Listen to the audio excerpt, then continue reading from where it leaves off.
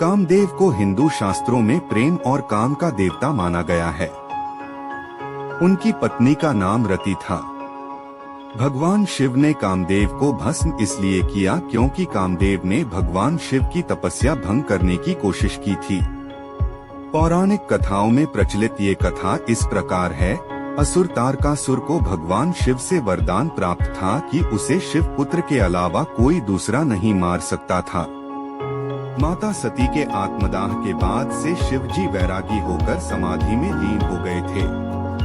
तारकासुर जानता था कि देवी सती के देहांत के बाद शिव समाधि में जा चुके हैं, जिससे शिव पुत्र होना असंभव था।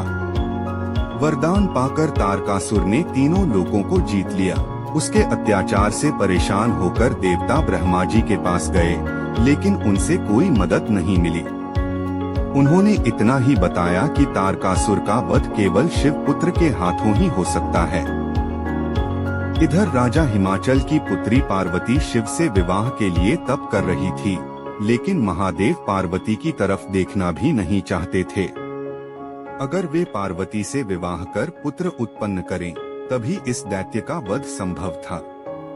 तब इंद्र ने कामदेव से कहा कि वे जाकर शिवजी के मन में देवी पार्वती के प्रति अनुराग जगाएं।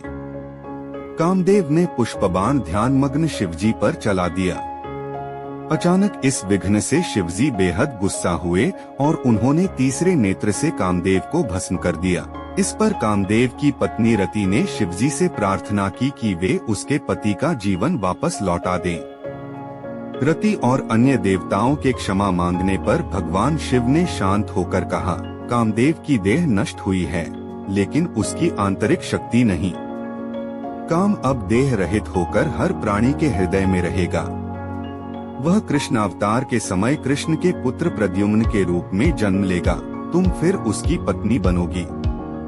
जब कामदेव ने भगवान कृष्ण और माता रुक्मणी की प्रथम संतान के रूप में जन्म लिया, उस समय रति ने मायावती के रूप में विदर्भ के राजा रुक्मी के घर जन्म लिया और उसका विवाह प्रद्युम्न से हुआ।